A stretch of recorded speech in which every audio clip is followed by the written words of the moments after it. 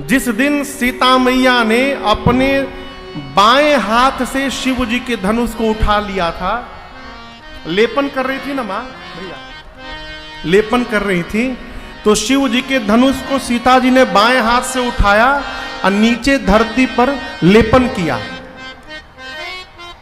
जब जनक जी महाराज देखे कि मेरी बेटी ने बाएं हाथ से शिव के पिनाक को उठा लिया, तो महाराज जन्म समझ गए कि मेरी सीता कोई साधारण कन्या नहीं है, ये मेरे जीवन की शक्ति है और यही मेरे जीवन की भक्ति है, ये भक्ति है मेरी। और महाराज उसी दिन समझ गए यदि मेरे घर में भक्ति ने जन्म ले लिया है तो भक्ति का वर्ण करने के लिए भगवान अवश्य एक दिन आएंगे यहां पर। बिना भगवान को छोड़कर कोई भक्ति को प्राप्त नहीं कर सकता।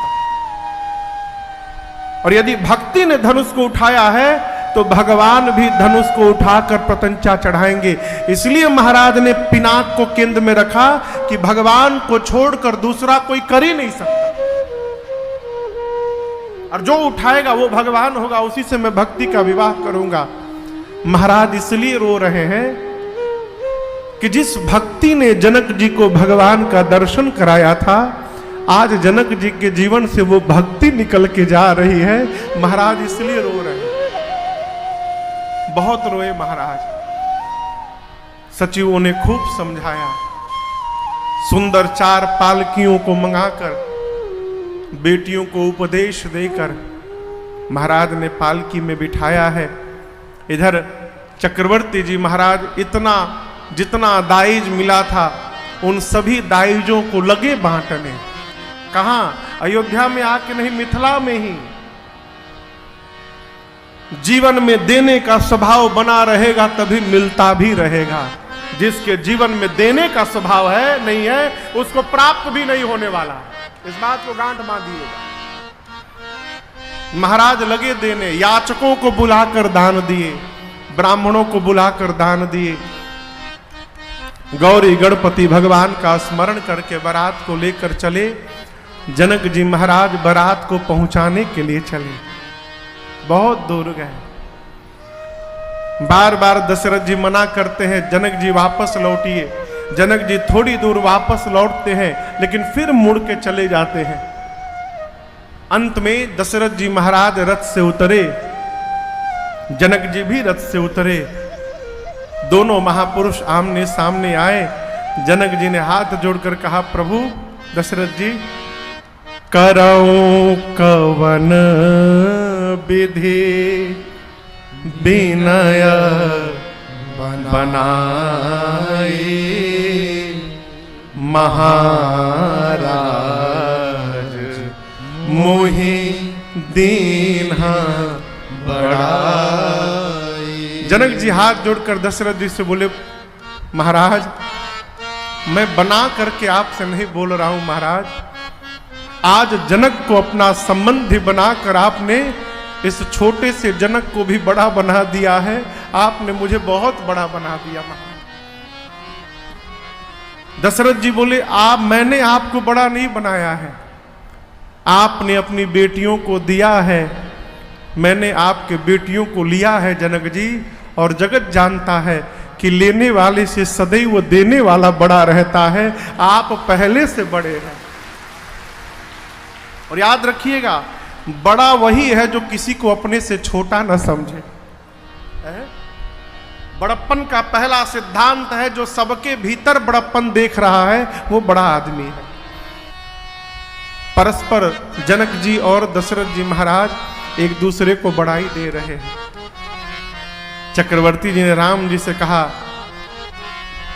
पिताजी को प्रणाम करिए, आप लोग विदा लेकर जाएंगे। भाइयों के साथ रघुनाथ जी ने जनक जी को प्रणाम किया है, अब दर्शन करिए। जब राम जी सभी भाई प्रणाम कर लिए ना, तो जनक जी दशरथ जी से पूछे कि मैं राम जी से कुछ बात कर सकता हूं। दशरथ जी बोले, करिए। अब जनक जी महाराज राम जी के आगे हाथ जोड़ के खड़े हो गए ऐसे। राम जी बोले, ऐसे क्यों खड़े हैं पिताश्री? जनक जी बोले, नहीं, आज एक ससुर अपने दामाद के सामने नहीं खड़ा है राम, आज एक भक्त अपने भगवान के सामने खड़ा है। आप भगवान हैं, मैं भक्त बनकर आपके सामने खड़ा हूं और आपसे कुछ मांगना चाहता हूं प्रभु, आप क्या देंगे मुझे? रघुनाथ जी बोले, यदि भगवान मान के बोल रहे हैं तो कहिए क्या चाहिए। तो जनक जी ने कहा, प्रभु एक ही वरदान दीजिए, आज के बाद मेरा मन आपके श्री चरणों को छोड़कर संसार में कहीं न भटके प्रभु, मेरा मन दिन रात आपके चरणों में ही लगा रहे, इसके अलावा हमें आपसे दूसरा कुछ नहीं चाहिए। राम जी ने जनक जी को ये वरदान दिया। बारात को लेकर श्री चक्रवर्ती जी महाराज अयोध्या आए, माताओं ने भव्य स्वागत किया है। क्या अद्भुत स्वागत हुआ, बेटों का, बहुओं का। सभी बाराती चक्रवर्ती जी से विदा ले लेकर अपने अपने घर की ओर गए। रात्रि में श्री चक्रवर्ती जी महाराज अपने मुख से जनक जी की प्रशंसा करके अपने रानियों को सुना रहे हैं। गोस्वामी जी कहते हैं, जनक राज गुण शील बड़ाई,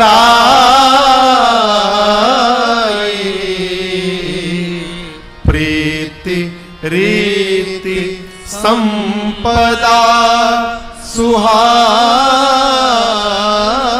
जनक जी के गुण को, उनकी शीलता को, उनकी बड़ाई, उनकी प्रेम करने की रीत, उनकी संपत्ति, इन सब के बारे में बहुविधि भूप भाट जिमि बरनी, अनेक प्रकार से महाराज भाट की तरह बिरदावली गाते। भाट समझते हैं? घर में शादी ब्याह हो तो जयकारा लगाने वाले भाट आते हैं, खूब जोर जोर से जयकारा लगाते हैं। जैसे भाट किसी की बिरदावली गाते हैं, दशरथ जी महाराज जनक जी की बिरदावली गाने लगे। ये प्रसंग कहता है कि जीवन में प्रशंसा करने का स्वभाव बनाइए। कहीं भी जाकर आइए तो प्रयास करिए जितना हो सके वहां की अच्छाई की चर्चा की जाए। कमी कहां नहीं है, वो अपने घर में कमी नहीं है का, लेकिन मनुष्य का स्वभाव अपने घर में भले 10 बजे तक भोजन न मिलता हो दिन में, कहीं जाएगा हितई में तो 5 बजे बरस करके बैठ जाएगा। लिया हम खाई, जन्म जन्म के भूखड़ आदमी है। ये कौन स्वभाव है? हो कहीं भी जाइए तो उसके लिए समस्या न बनिए माई बाप, बनना है तो उसकी समस्या का समाधान बन जाइए, वो आनंद में आ जाएगा। प्रशंसा करने का स्वभाव बनाइए। यहां दशरथ जी ने खूब प्रशंसा की, साथ में सारे बच्चे भी हैं, बहुएं भी हैं। महाराज ने रानियों से एक बात कही, देखिए ये जो बहुएं हैं ना, अभी लड़िका हैं, बहु लड़िकनी पर घर से आई। महाराज कहते हैं कि ये बहुएं अब तक पराए घर में थीं, आज के बाद ये इनका अपना घर है, पर घर से आई हैं। जिस प्रकार पलकें आंख की रक्षा करती हैं, उस प्रकार आप बहुओं की रक्षा करिएगा। आप देखिए पलकों में कोई जानवान नहीं है, कोई हड्डी उड्डी कुछ नहीं है, कितने कोमल अंग हैं, लेकिन आंख को बचाने के लिए पलकें सदैव तत्पर रहती हैं। तनिक भी कोई खतरे का अंदेशा हो, पलकें आंखों को मूंद लेती हैं। मूंदती है ना, माताएं कहती हैं, महाराज कहते हैं, जैसे पलकें आंखों की रक्षा करती हैं, बहुएं अभी लड़िका हैं, इनको बोध नहीं है। आप माताएं मिलकर बहुओं की रक्षा करिएगा। इसी बीच भाई सभी लोग छोटे छोटे हैं, अभी बच्चे बहुएं, उसी में किसी ने जम्हाई ली। जम्हाई समझते हैं ना, बाबूजी की बात सब सुन रहे हैं, लेकिन संस्कार ऐसा है कि बाबूजी से बोल नहीं सकते कि बाबूजी नींद आ रही है, सोने जाना है। जम्हाई ले रहे हैं लेकिन बैठे हैं। महाराज ने देखा, रानियों से बोले, लरिका श्रमित उनी बच्चे थक गए हैं यात्रा से, नींद में है, जम्हाई ले रहे हैं, आप लोग शयन करावहु जाकर इनको सुलाइए। अस कहिगे विश्राम गृह राम चरण चितला। इतना कह के रघुनाथ जी के चरणों को हृदय में धारण करके महाराज स्वयं सोने गए। चारों बहुएं माताओं के पास रहीं। राम जी सभी भाई दूसरे कक्ष में गए विश्राम करने। कौशल्या मैया राम जी के पास गई, जाकर राम जी के हाथ को देखने लगी। बोली, राम इसी हाथ से तुम ताड़का को मारे हो? है? इतने सुकुमार हो राम, कैसे कर लिए? तो देखिए, संतान कितना भी बलशाली हो जाए, मां की दृष्टि में कमजोर ही रहता है वो, है? अरे मेरो लाला बड़ो सुकुमार, निहारी जाऊं वारे वारे। मेरो लाला बड़ो सुकुमार, निहारी जाऊं वारे वारे। मेरो लाला बड़ो सुकुमार, निहारी जाऊं वारे वारे। मेरो लाला बड़ो सुकुमार, निहारी जाऊं वारे वारे। सुमन सरिस सब अंग अंग पर, सुमन सरिस सभी अंगों पर पुष्प जैसा अंग पर, कोमलता बलिहार, निहार जाऊं वारे वारे। मेरो लाला बड़ो सुकुमार, निहार जाऊं वारे वारे। बार बार निरखत प्रभु पहिया, बार बार निरखत प्रभु पहिया, बार बार निरखत प्रभु पहिया, बार बार निरखत प्रभु पहिया। मन आचरज अपार, निहार जाऊं वारे वारे।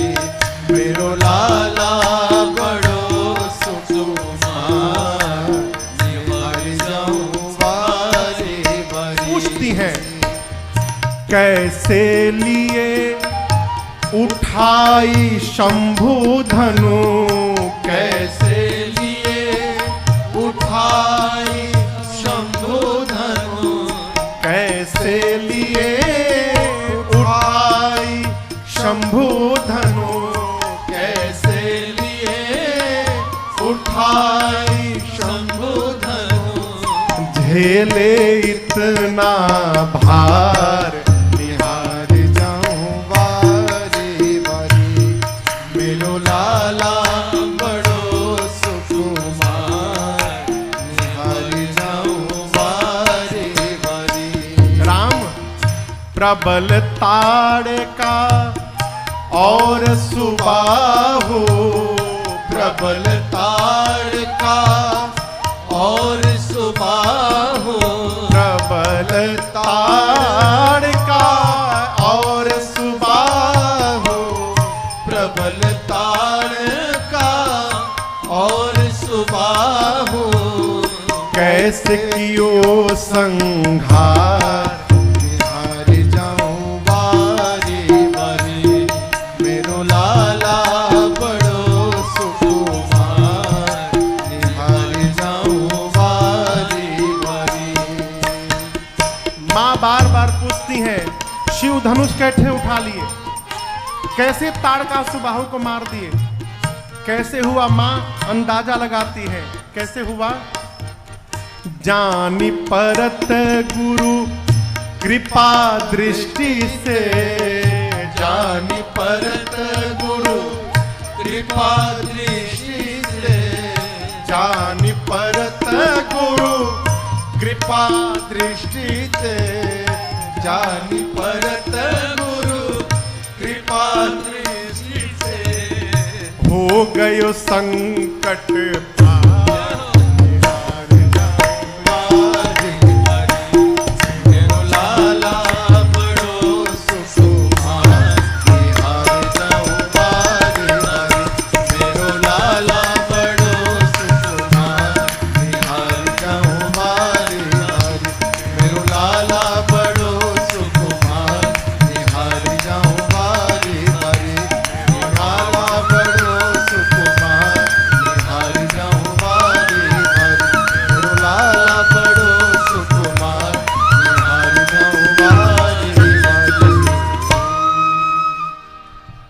कैसे हुआ? सब माँ कहती हैं, जानी परत गुरु कृपा दृष्टि से, राम तुम्हारे जीवन के हो गयो संकट पार, निहार जाऊं वारी वारी। यहाँ पर माँ ने राम जी से एक बात कही, राम 2 बार विराट रूप मुझे दिखाए हो, भगवान हो ना? यदि भगवान हो राम तो ब्रह्मा जी से एक बात कहना, जिस दिन से विश्वामित्र जी आपको लेकर यहां से गए हैं, उस दिन से लेकर आज तक जितने दिन बीते हैं, ब्रह्मा जी से कहना राम कि ब्रह्मा जी उतने दिनों को हम लोगों की उम्र में न गिनेंगे। मां ने पूछा ऐसा क्यों मां? कौशल्या जी ने कहा राम, जो दिन तुमको देखे बिना निकल गया पुत्र, उस दिन का जीवन में कोई अर्थ नहीं होता है, वो व्यर्थ हो गया। आपको देखे बिना दिन चला गया। सवेरा भैया शुभ मुहूर्त देखकर यहां बांधा जाता है ना ब्याह में, कंकन, कंकन कहला ना, जो बांधा जाता है धागा सूत्र में, हाँ, उसको शुभ मुहूर्त देकर छुड़ाया जाता है, खोला जाता है। अगले दिन वो कंगन छुड़ाया गया। बारात के लौटने के बाद 7 दिनों तक विश्वामित्र जी वहीं रहे। कहाँ? अयोध्या जी में। 7वें दिन विश्वामित्र जी ने दशरथ जी से कहा महाराज अब आप मुझे विदा करिए। जैसे विदा की बात आई, महाराज दशरथ पूरे परिवार के साथ आके उनके सामने खड़े हो गए। कहे प्रभु, नाथ सकल संपदा तुम्हारी, मैं सेवक समेत सुत नारी, नाथ सकल।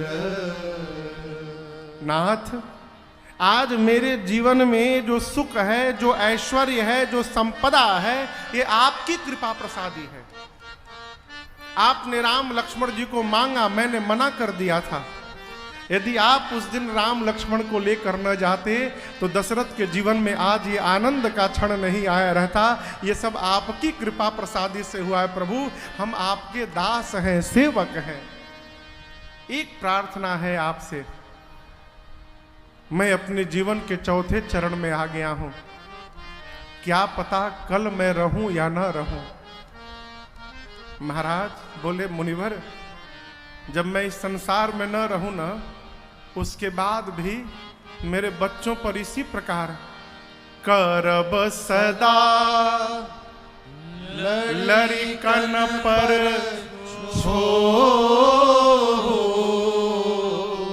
करब सदा लड़िकन पर छो। और जब तक मैं जीवित हूं दर्शन दे रहब मुनि मोर।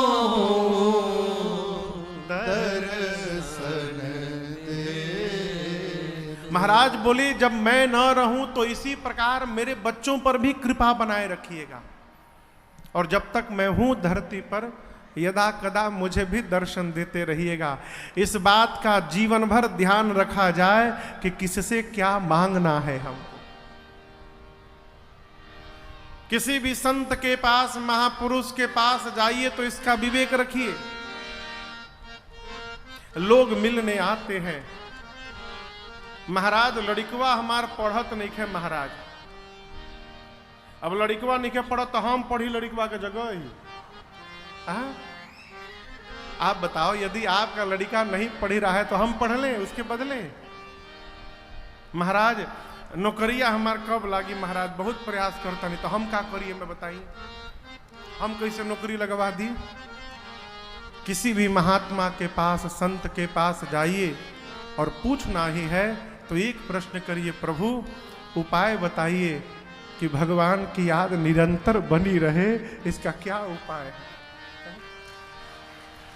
हमको भी भगवान की प्रियता प्राप्त हो जाए, इसका क्या उपाय है। आज कल एसपी साहब आए थे ना, तो आज दोपहर में उनके यहाँ सुबह में चाय पीना था, उनके निवास पर गया तो उनकी श्रीमती जी बाहर हैं, फोन पे बात कराए। इतना अच्छा प्रश्न किया उन्होंने, कहा महाराज गृहस्थ में रहते हुए क्या क्या हम लोग करते रहें कि भगवान का प्रेम हम लोगों का बना रहे, हम लोगों पर भगवान की कृपा बनी रहे, महाराज इसको बताइए। उनका प्रश्न सुन के मुझे बड़ा आनंद आया। स्वभाव बनाइए, कहीं भी किसी महात्मा के पास जाइए तो भगवत प्रेम कैसे प्राप्त हो इसके बारे में पूछिए, भगवत अनुराग कैसे प्राप्त हो। विश्वामित्र जी के चरणों में चक्रवर्ती जी महाराज परिवार के साथ दंडवत किए। विश्वामित्र जी आशीर्वाद देकर विदा लेकर गए। यहां पर गोस्वामी जी बाल कांड की कथा पूर्ण करते हुए कहते हैं, निज गिरा पावन करन कारण राम जस तुलसी कहो रघुबीर चरित अपार बारिधि पार कवि कौने लयो उपवीत ब्याह पूछा मंगल सुनी जे सादर गावही उपवीत ब्याह पूछा मंगल सुनी जे सादर गावही पैरे राम प्रसाद से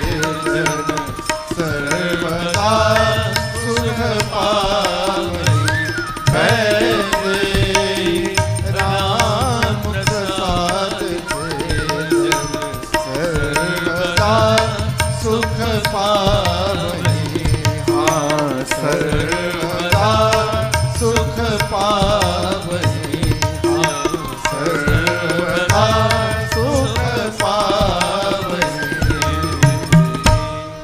गोस्वामी जी कहते हैं भगवान का जो चरित्र है अपार समुद्र के समान है। कैसा है? समुद्र के समान। कौन ऐसा कवि हो गया जो इस समुद्र को गा करके पार कर जाएगा। मैंने गाया है केवल और केवल अपनी वाणी को पवित्र करने के लिए। भगवान के जन्म, नामकरण, चूड़ाकरण, यज्ञोपवीत, विवाह आदि जो संस्कार हुए, इनकी कथाओं को जो सुनेगा गाएगा क्या होगा? वैदेही राम प्रसाद तेजन सर्वदा सुख पावही। श्री सीताराम जी के प्रसाद स्वरूप वो जीव जीवन में सर्वकाल सुख ही सुख प्राप्त करेगा। अब आगे की कथा श्री अयोध्या कांड में प्रवेश करती है। श्री रामचरितमानस का हृदय है अयोध्या कांड। क्या है? हृदय। हृदय बुझाता? हृदय माने धुकधुकी। पांव में समस्या हो जाए तो जीवन निकल जाएगा। आंख में दोष हो जाए तो भी जीवन निकल जाएगा, लेकिन धुकधुकिया में दोष हो जाए हो तो जीवन निकलने वाला नहीं है। इसको व्यवस्थित रखना है। ये धुकधुकी क्या है? अयोध्या कांड। अयोध्या कांड यानी युवा अवस्था, जवानी। जीवन में इस बात का प्रयास करिए कि आराम से कुछ ना भेटाओ। रुपेश बाबू, आराम से मिल जाने के बाद माई बाप मोल का पता चलने वाला नहीं है। जो आराम से आएगा आराम से चला भी जाएगा। हाँ, रगड़ाई के बाद जो प्राप्त होता है माई बाप, वो जीवन भर बना रहता है। कई लोग आते हैं, महाराज हमको भी कथावाचक बनना है, तो हम क्या करें? अब आप हमको से पढ़ा दीजिए, हम खुदे पढ़ रहे हैं, अभी हम आपको क्या पढ़ा दे? अभी हमको ही ठीक से कथा बाँचने नहीं आ पाया है। अभी लर्निंग लाइसेंस लेके हम गाड़ी दौड़ा रहे हैं, अभी पक्का लाइसेंस नहीं कल मिलल हमके। हम क्या सिखा दें? यदि कथावाचक बनना चाहते हैं तो किसी महात्मा के पास जाकर पहले रगड़ाई कराइए अपनी। जब तक घिसिएगा नहीं तब तक जीवन में चमक आने वाला नहीं है। पहले उठने का ढंग आवे, चलने का ढंग आवे, बैठने का ढंग आवे, कहाँ बैठना है कहाँ नहीं बैठना है, कब बोलना है कब नहीं बोलना। एक महापुरुष कह रहे थे, महाराज इंसान तो बोलना 2 साल की उम्र में प्रारंभ कर देता है, लेकिन क्या बोलना है, कब बोलना है और कैसे बोलना है, ये सीखने में जीवन निकल जाता है। बोलने तो 2 साल में लगते हैं, लेकिन क्या क्या बोलना है ये जीवन भर आदमी नहीं सीख पाता है। सदगुरु की शरण में रहिए, जब रगड़ाई होगी तो अपने आप जीवन निखर के चला आएगा। यहां राम जी अयोध्या कांड में, अब इस बात को याद रखिएगा, राम जी को मां कैकेयी ने वन में नहीं भेजा। लोग कहते हैं कि कैकेयी मैया ने राम जी को वन दे दिया। राम जी के कौन बंदेगा हो? राम कीन्ह चाहे सोई होई, करे अन्यथा अस नहीं कोई। राम जी जो चाहेंगे वही होगा। राम जी स्वयं बन जाने की रचना बनाए। क्यों? पिताजी राजा बनाना चाहते हैं, राम जी जानते हैं अभी जीवन में रगड़ाई नहीं हुई है, और जब तक रगड़ाई नहीं होगी तब तक अयोध्या की सत्ता को संभालने की हमारे भीतर पात्रता आने वाली नहीं। अस्तु पात्रता का निर्माण करने के लिए भगवान बन चले गए। हमारे शंभू भी आए हैं, दिल्ली से अभी आए हैं, सीधे दिल्ली से ही आ रहे हैं। इन्हीं की चर्चा कर रहा था इनके बाबूजी। जब हमने कहा बाबूजी गांव क्यों जाना चाहते, तो बोले महाराज घर के दरवाजा बा, मांगे वाला लौट के जात होई लो, जब देबे ना करे तो मिली कहां से हमरा। भैया के बाबूजी दिल्ली से आए हैं। दिल्ली गए तो किस स्थिति में गए थे और आज भगवत कृपा से किस स्थिति में बैठे हैं, ये रगड़ाई का परिणाम है। कोई हो आप में से, आराम से जो मिल रहा है, याद रखिएगा विपत्ति लेकर आएगा। ये हमारे पूज्य महाराज श्री हमको बार बार कहते, बेटा जो धन आराम से आ रहा है, धन मत समझना, समझना विपत्ति ला रहे हो। वो आएगा तो कितना लेके चला जाएगा, जब समाप्त हो जाएगा तब पता चलेगा, ऐसे पता चलने वाला नहीं है। इसलिए बिना आराम कुछ ना हो।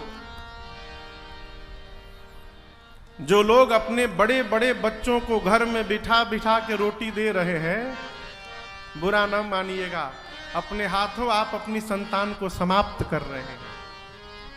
आराम से जब भेटाएगा तो कौन काम करना चाहेगा? है? नियम बनाइए। एक अवस्था 25 साल अवस्था होने के बाद जब तक काम न करें तब तक रोटी न खाएं। हम लोग कथा गाने निकलते हैं घर से, महाराज जी का सख्त आदेश है, आंधी आवे, तूफान आवे, पंडाल उड़ जावे, लेकिन कथा गानी है तो गानी है। जिस दिन कथा नहीं गाओगे राजन, उस दिन रात को भोजन मत करना। हम लोग नहीं करते। ऐसी स्थिति एक ही दो बार आई है, नहीं तो हम लोग, अब तो ठाकुर जी की कृपा हो गई, बड़े बड़े पंडाल लगने लगे। पहले पाइप वाला पंडाल, अब मैट के जगह पंडाल में पुअरा। यही गोपालगंज में कथा गा रहे थे हम लोग 2013 में, कुछ आए कोट में, यज्ञ था, कथा थी। 5वें दिन आया तूफान। ऐसा तूफान आया कि पंडाल के पाइप 1-1 किलोमीटर दूर गिरा रहे जाके। और जहां बैठना है श्रोताओं को, वहां पूरा हपच के पानी कचड़ा एकदम दल दल। यजमान आए, बोले महाराज आज कथा नहीं होगी। बोले कौन सी कथा जो आप बांच रहे हैं? हम बोले होगी। महाराज जी पंडाल नहीं खे, हमने कमरा में हुई, और रूम में हम लोग 2 दिन कथा गाए, कोई श्रोता नहीं। भैया लोग, हम लोग बिना माइक के 3-3 घंटा कथा गाए। क्यों? कथा गाने आए हैं ना। आप लोग भले नहीं सुनेंगे, ये रघुनाथ जी, शंकर जी, हनुमान जी जहां गाएंगे वही सुनेंगे, वही कथा। उसके बाद 2 दिन हम लोग पेड़ के नीचे कथा किए। बरगद का विशाल पेड़, याद है ना वो? बरगद का विशाल पेड़, सीमेंट का चबूतरा। कहें कि शंकरों जी तो बरगदे के नीचे कथा गाए थे, बाबा चाहते हैं उसका भी आनंद जीवन में मिल जाए। तो बरगद के पेड़ के नीचे व्यासपीठ लगा, गद्दा, और ऐसे ही खुले में लोग बैठे, और 2 दिन कथा बरगद के पेड़ के नीचे भाई। ये क्या है? नियम बनाइए, जब तक दिन में काम न करें, रात को भोजन न करें। एक श्रोता ने हमसे पूछा, महाराज ससुराल में गए हैं तो? श्रोता तो अद्भुत अद्भुत माई बाप। बोला महाराज ससुराल में तो कोई काम करने नहीं देता है। आप बोले मेहनत ना हो तो भोजन न किया जाए, उसका भी उपाय है। ससुराल में गए हैं तो बाथरूम में नहाने जाते होंगे ना, बाथरूम का गेट बंद करिए, हाथ में साबुन लगा के बाथरूम का टाइल्स रगड़ रगड़ के साफ कर दीजिए।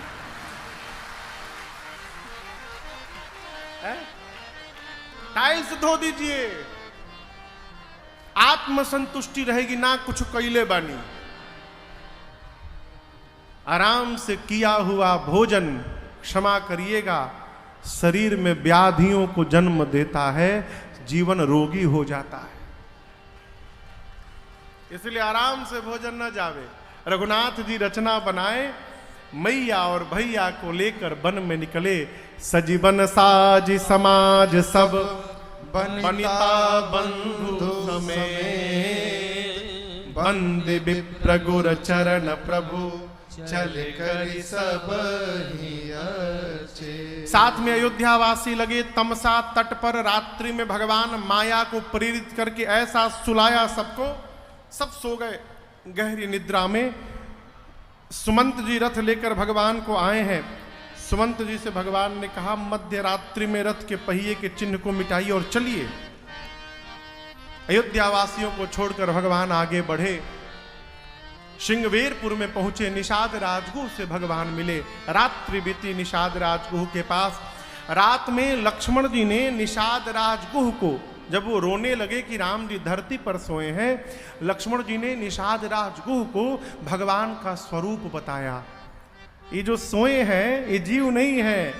राम ब्रह्म परमारथ रूपा, राम ब्रह्म परमारथ रूपा, अभिगत अलख अनादि अनूपा, अभिगत अलख अनादि अनूपा, अभिगत अलख अनादि अनूपा। लक्ष्मण जी बोले, निषाद जी जो सोए हैं मेरे भैया ये जीव नहीं है, ब्रह्म है।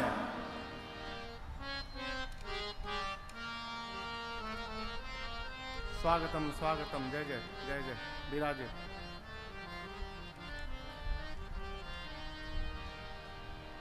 जय जय जय जय जय जय जय जय। बैठे बैठे बैठे, ठीक बानी? जय जय। श्रीमन नारायण नारायण नारायण, श्रीमन नारायण नारायण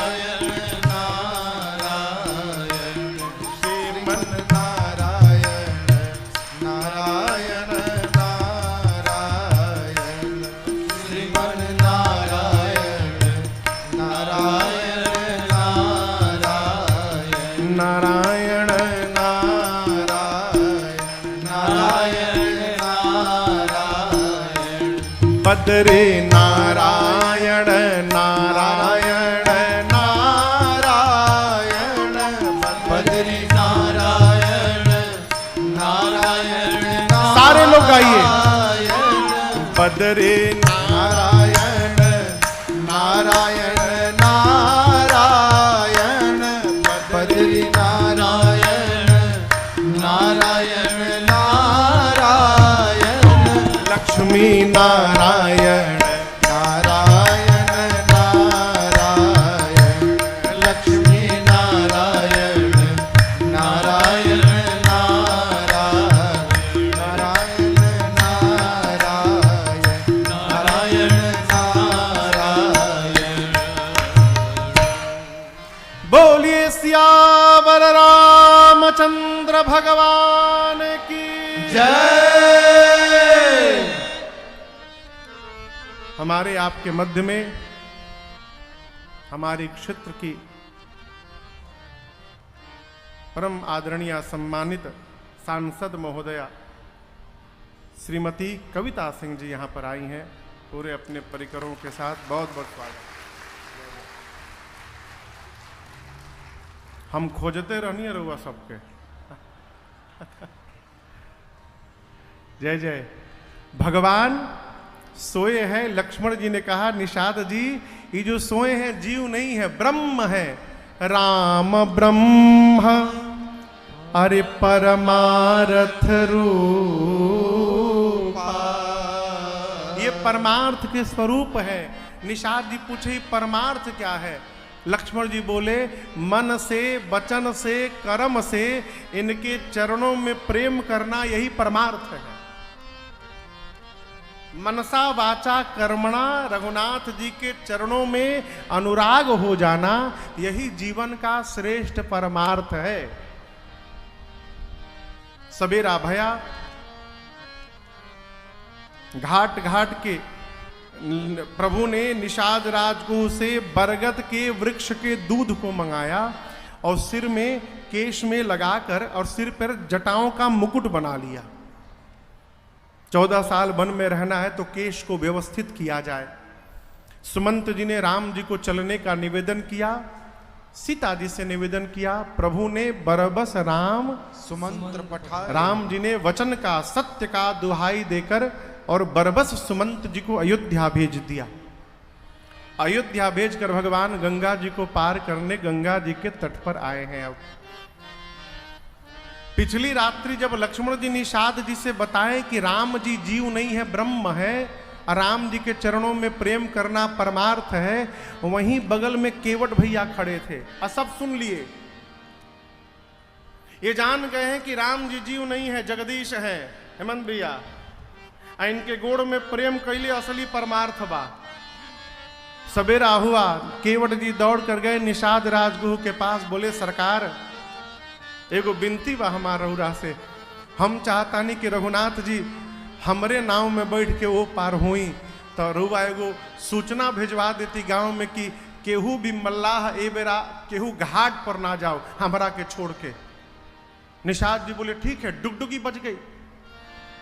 निषाद जी पूरे नगर में सूचना भिजवा दिए कि कोई भी केवट मल्लाह गंगा तट पे आज नहीं जाएगा, छोड़ इनको।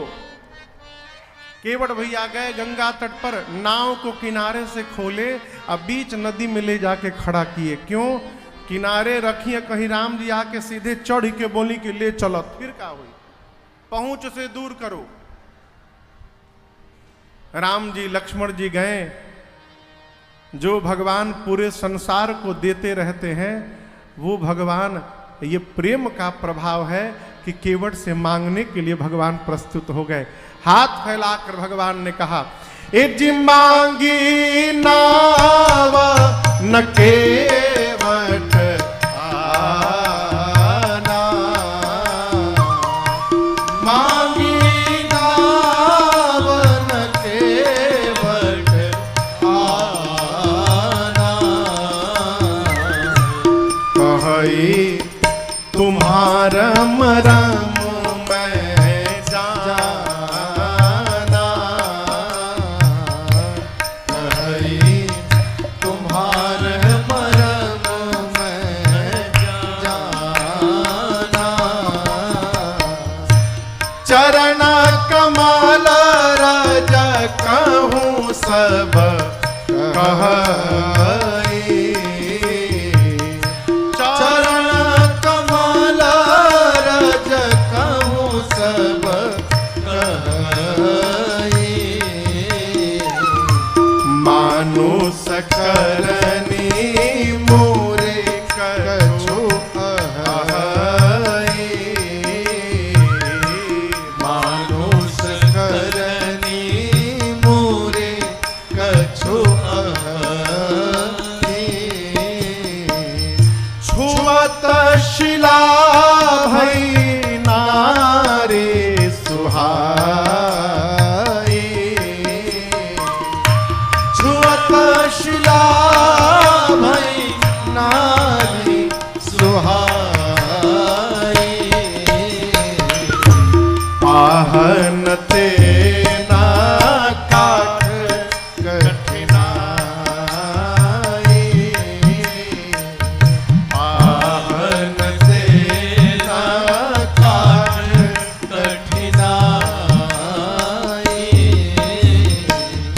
तरनी मुनि घरनी आई।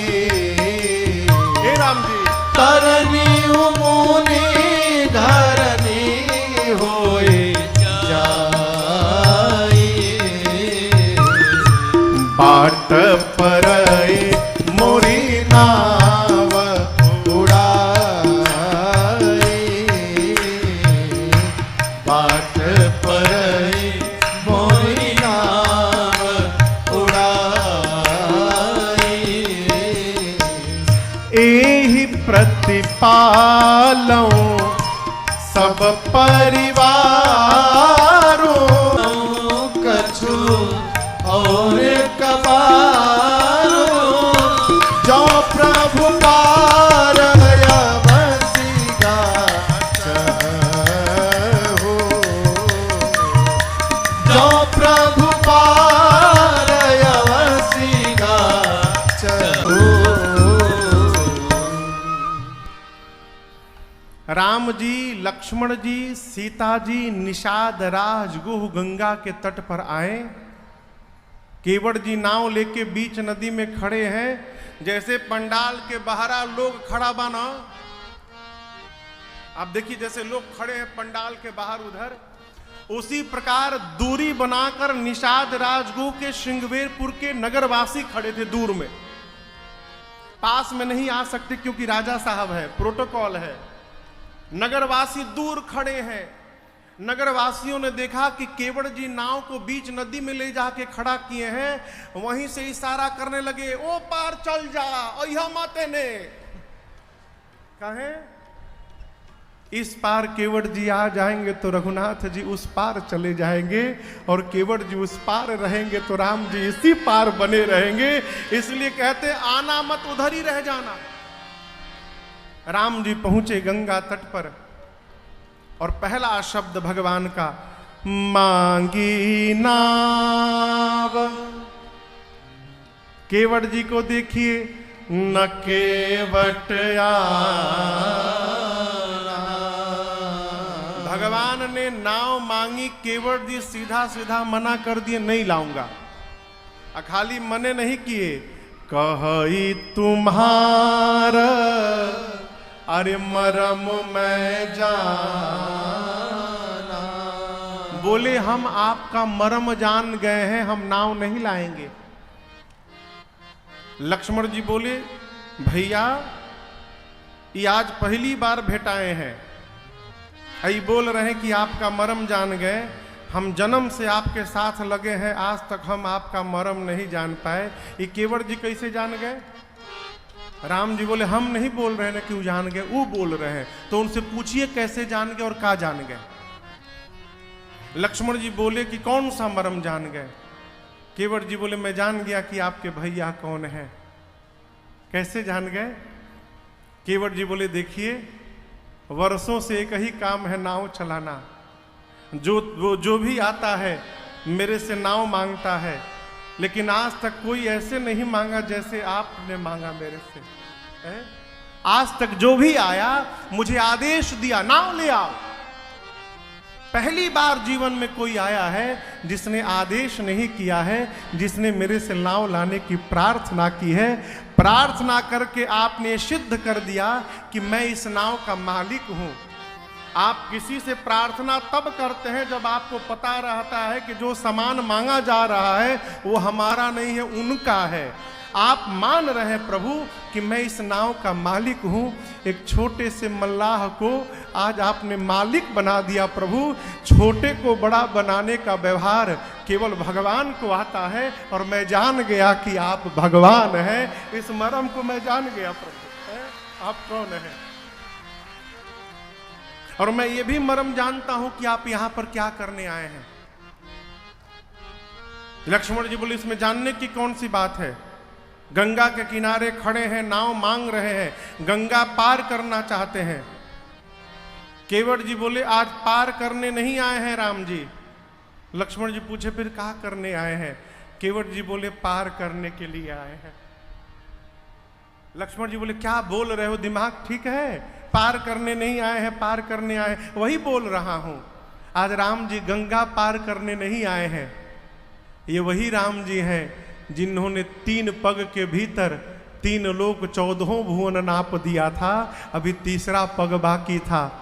जो 2 पग में पूरी सृष्टि नाप सकता है वो गंगा पार करने के लिए नाव मांगेगा। मैं जानता हूं आज राम जी गंगा पार करने नहीं आए हैं। आज राम जी गंगा और नाव को माध्यम बनाकर अपना चरणामृत पिला के इस केवट को पार करने आए हैं। इस मरहम को मैं जानता हूं प्रभु, मैं नाव नहीं लाऊंगा है। हम नाही नियारा, नियरा बुझाता राकेश जी? नियरा मने भीरी, लौगे। अब भोजपुरी बोले सब नजदीक कौन शब्द है। आरा में कहा जाला महाराज भीरिये बा। भोजपुरी ऐसी कोई भाषा नहीं है। हमारे वो कलकत्ता में है राम जी, बक्सर के रहने वाले हैं। तो विभूति एक्सप्रेस चलती है कल हावड़ा से लेके प्रयाग तक, पटना, बक्सर, आरा, मुगलसराय होते हुए। तो वो उसी से वो गांव आते हैं। तो बोले महाराज हमारा घर खातिर तो भभूतिये ठीक बिया। विभूति ना भभूति। बोली महाराज रात्रि खान 8 बजे बैठी, 5 बजे भोर में बगसर ढाई दे ले जाके उतारे लेना, ढाई दे ले। केवट जी कहते हैं, हम नाही नियारा, हम नाही नियारा, लाई पयापन नैया हो कि डर लागेला, बड़ा डर लागेला। रौरी गोड़ावा के धूरिया से डर लागेला, बड़ा डर लागेला। रौरी गोड़ावा के धूरिया से डर लागेला, बड़ा डर लागेला। हम नाही नियारा, हम नाही नियारा, लाई पयापन नैया हो कि डर लागेला, बड़ा डर लागेला। रौरी घोड़ा वाके धोरिया से डर लागेला, बड़ा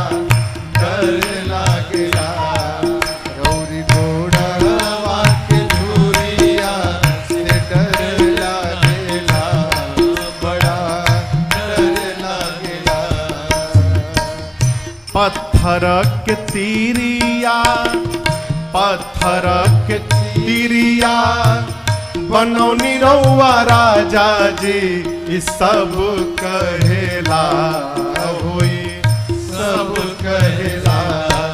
ई तलकड़ी के नैया से डर लागेला, बड़ा डर लागेला। ई तलकड़ी के नैया से डर लागेला, बड़ा डर लागेला। तलकड़ी के नैया से डर लागेला, बड़ा डर लागेला। केवट जी साफ साफ मना कर दिए, नहीं लाऊंगा। क्यों? मैंने सुना है प्रभु आपके पांव में जो धूल है, वो धूल कोई साधारण धूल नहीं है, जड़ी बूटी है, मनुष्य बना देती है। चरण कमल रज कहूं सब कहई, सब कहते हैं क्या?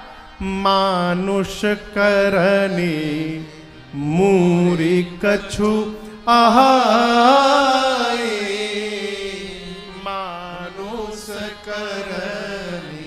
मनुष्य बनाने वाली कोई सजीवन मूरी है, जड़ी बूटी है पांव में। और ये राम जी, ये बात समझिए, हम आपके आप में दोष नहीं निकाल रहे हैं। गोस्वामी जी कवितावली में कहते हैं, केवट भैया ने कहा प्रभु रावर दोष न पायन को, पग धूरी को भूरी प्रभाव महा है। पाहन ते बन बाहन काठ को, कोमल है जल खाई रहा है। न आपके दोष न रौरी गोड़ के दोष, कुल ही दोष धुरिया के बाप प्रभु। अच्छा लक्ष्मण जी आप बताइए, लकड़ी कठोर होता है कि पत्थर? लक्ष्मण जी बोले पत्थर। केवट जी बोले लक्ष्मण जी, जब कठोर पत्थर स्त्री में बदल सकता है तो ये लकड़ी के नाव को स्त्री बनने में कितना टाइम लगेगा?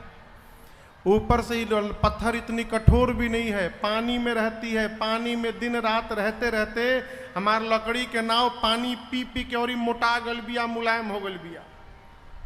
पत्थर को टाइम लगा होगा, नाव को स्त्री बनने में टाइम लगने वाला, तुरंत मेहरारू बन जाई। यही से कहतनी, पावन पायन पखारी के नाव, चढ़ाई हो आयसु होत कहाँ है। कहिए, पावन गोड़ पखार के अब पावन नाव पे चढ़ाएं, क्या आज्ञा बा? भगवान केवट जी की बात सुनकर तुलसी सुनी केवट के बर बैन, हंसे प्रभु जानकी ओर हारे। मां की ओर देखकर भगवान मुस्कुराए, भेटाइल बच्चे लाए बेरा। लक्ष्मण जी देखे भैया, पहली बार आपने मैनेजमेंट संभाला आज जीवन में। अब पहले एक्सपीरियंस में आपका मैनेजमेंट फेल हो गया। आप सोची, रउआ नाव मांगतनी मना कर अधलस ना लिया है, हम नाव मांगती मना करतन तो बताइयो देती हम। राम जी मन में सोचे, रउआ बता देती, यही से रउआ के मांगे ना देहनी हो, कि रउआ बता देती। भगवान बोले कि भगत जी हैं, ये भगत है, ये भक्तों की भाषा है। लक्ष्मण जी बोले हाँ, जो आपकी बात न माने सब आपके भगत हैं। राम जी बोले इसको छोड़ के कौन नहीं मान रहा है? लक्ष्मण जी बोले सुमंत जी को बोले थे ना कि वापस चले जाइए अयोध्या, पीछे देखिए, देखिए ना रथ लेके खड़े हैं, गए नहीं है। उनको आप बोल रहे हैं कि चले जाओ, वो जा नहीं रहे हैं।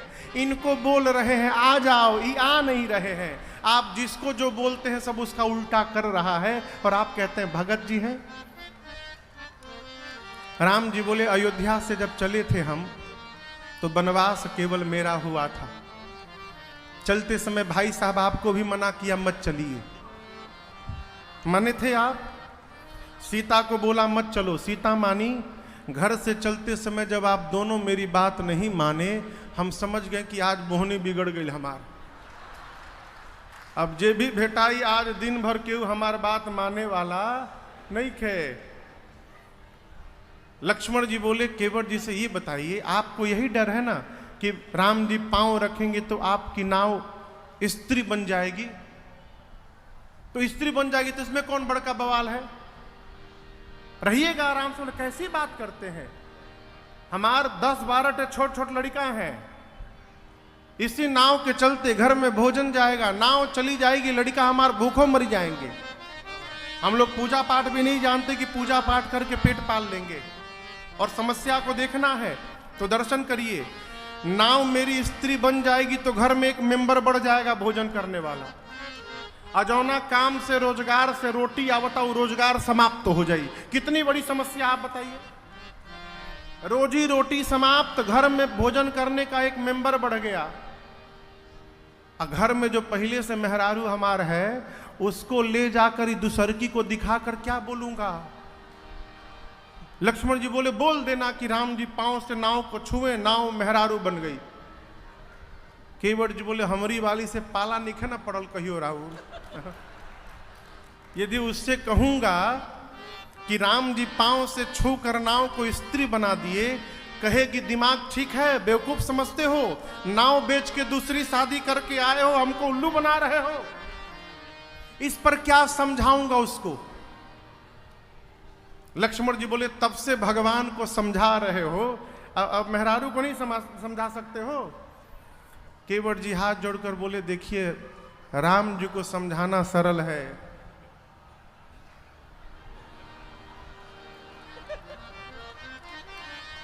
क्या भैया? राम जी को समझाना सरल है, लेकिन घरवा जे बाड़ी ओके समझावल सरल नहीं है। इसलिए प्रभु जहां सरल है उन्हीं को समझा रहे हैं। पांव धुलवा लीजिए फिर नाव पर बिठा कर ले चलता हूं। लक्ष्मण जी बोले अच्छा ये बताओ राम जी क्या एक ही बार किसी पत्थर पे पांव रखे हैं?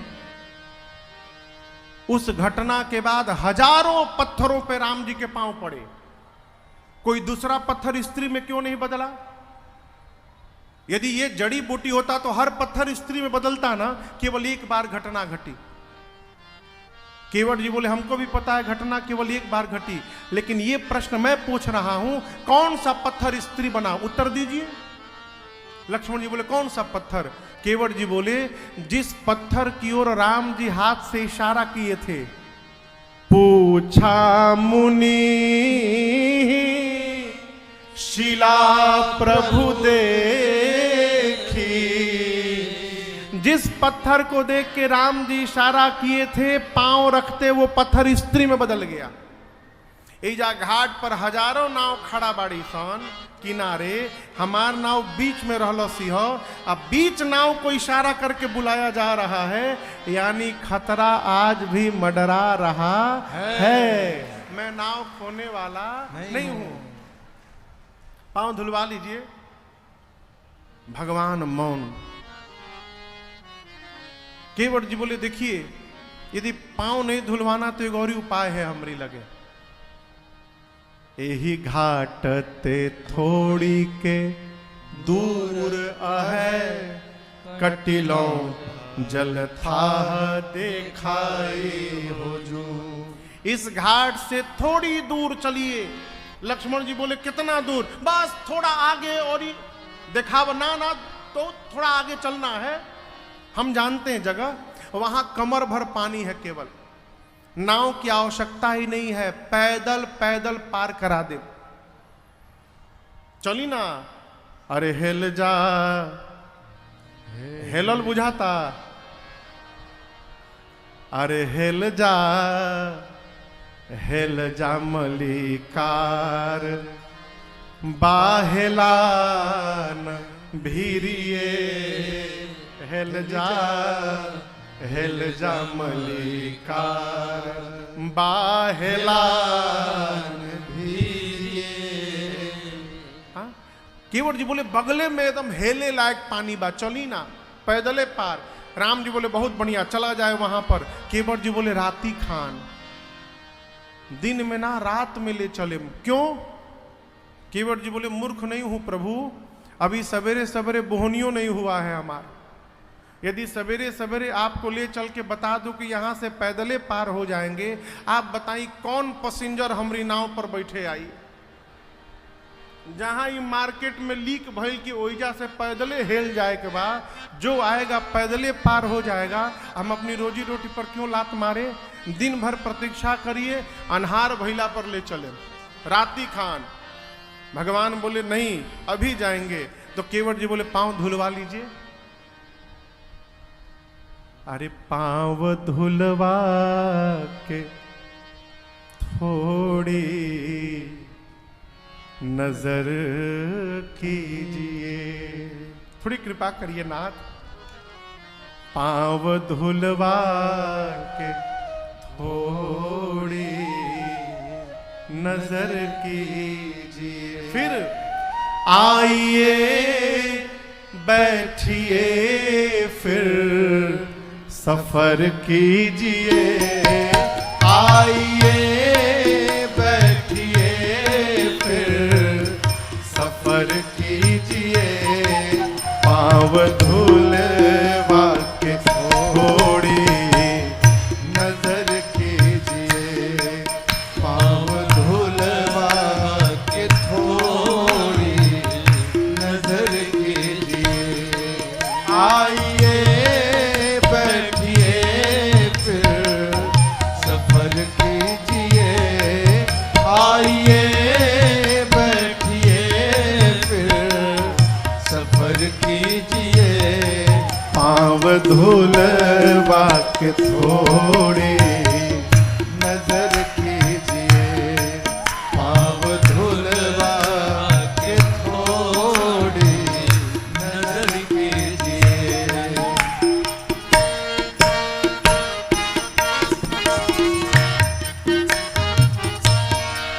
धोके चरणों की रज तृप्त हो जाऊंगा।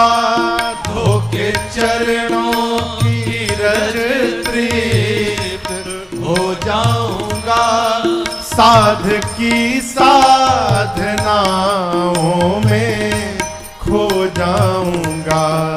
साध की साधनाओं में खो जाऊंगा। मेरे पुरखों को राघव अमर कीजिए। मेरे पुरखों को राघव अमर कीजिए। आइए बैठिए फिर सफर कीजिए। आइए बैठिए फिर सफर कीजिए। पाँव धुलवा के थोड़ी नजर कीजिए। पाँव धुलवा के थोड़ी नजर कीजिए।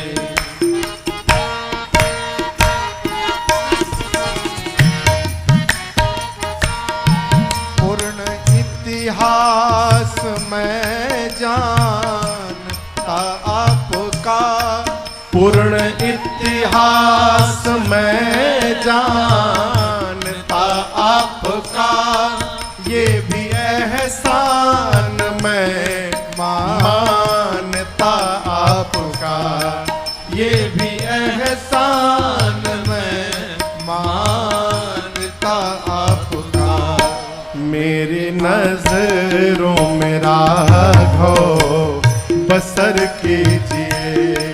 मेरी नजरों में राघव बसर कीजिए। आइए बैठिए फिर सफर कीजिए। आइए बैठिए फिर सफर कीजिए। पाँव धुलवा के थोड़ी नजर कीजिए। पाँव धुलवा के थोड़ी नजर कीजिए।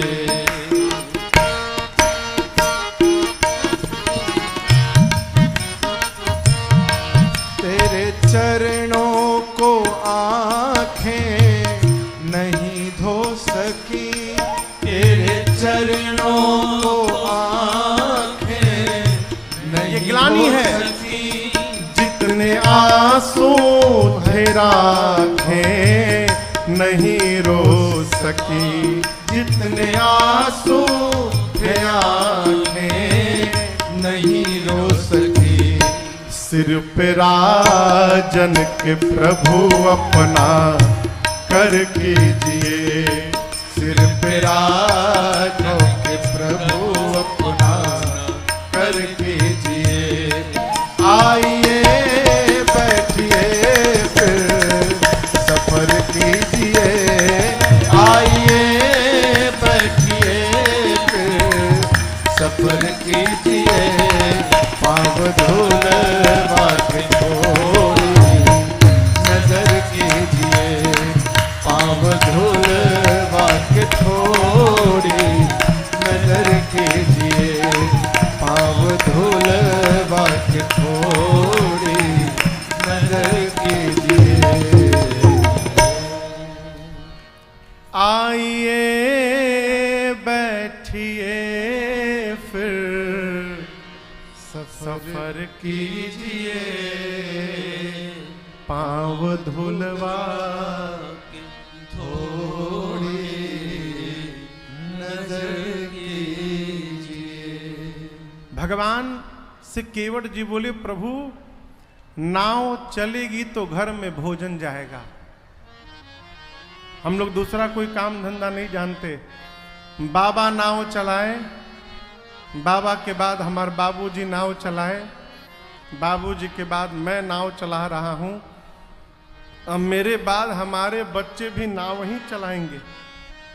हम दूसरा कोई काम धंधा नहीं जानते, इसलिए प्रभु पांव धुलवा लीजिए, जड़ी बूटी निकाल देता हूं कि नाव बची रहेगी, फिर आपको उस पार ले चलता हूं। करूं? भगवान कुछ नहीं बोले, भगवान मौन खड़े एकदम चुप। केवट जी पांव पकड़ के रोने लगे भगवान के।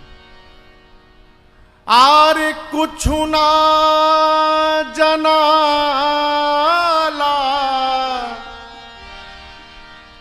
हमारा, कुछ ना जनाला एहो मलिकार, हमारा कुछ ना जनाला एहो मलिकार। एगो बात बोली सरकार, नाव बनी जाई नारी तो मूर्ख बनब हम भारी, नाव